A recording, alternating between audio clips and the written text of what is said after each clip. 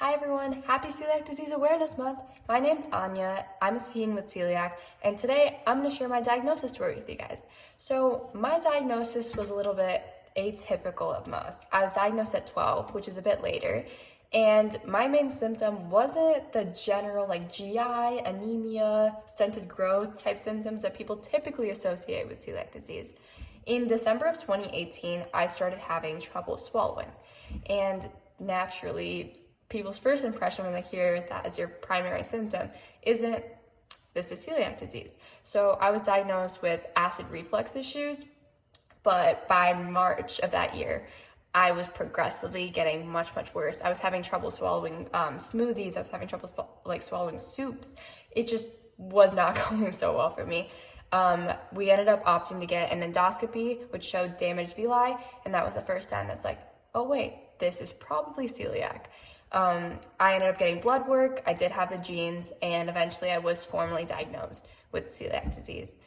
I think going gluten-free was probably the best decision I've ever made in my entire life because I was so sick, and within a month of going gluten-free, suddenly I was able to swallow things. Towards the end, in May, right before I was diagnosed, I started getting some of those GI symptoms that are more typically associated with celiac.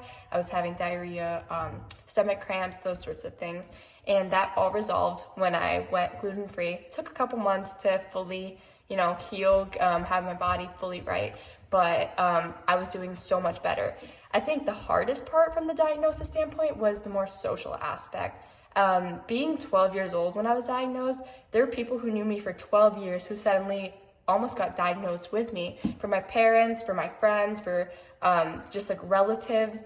It was really hard to remember, to adjust to those sorts of things because it's hard when you're going to Olive Garden with your friends every day, or you're going to Domino's, for them to realize, oh wait, we gotta find a way to make this safe for Anya, because those are things that you can't necessarily do anymore, or you have to do more carefully.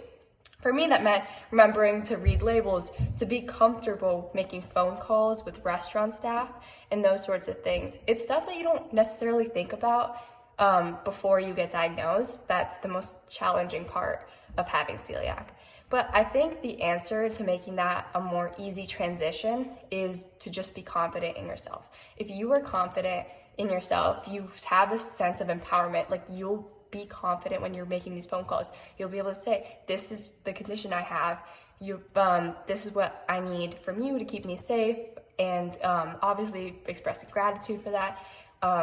Just being able to be yes, this is my disease. This is something I'm proud of. This is a part of me, but it's also not the only thing about me. Separating yourself from your disease is also so important because yes, I have celiac, but I am not celiac. I can still do all the things that I want to do with my life despite having this condition. I still play basketball, I still play golf, I still hang out with my friends, I still go to restaurants. I find ways to make it safe for me, but while also living the same life that I was living before. Yes, it's a bit more challenging now. Yes, I have to do the extra things read labels, talk to managers, talk to chefs.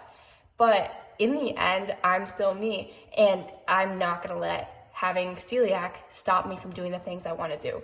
And I think this Celiac Awareness Month, that's what I'm going to encourage you all to try too. Yes, you may have celiac disease, but you are not celiac disease. I challenge you to be confident, own your disease, but at the same time, don't let it stop you from doing the things that you want to do.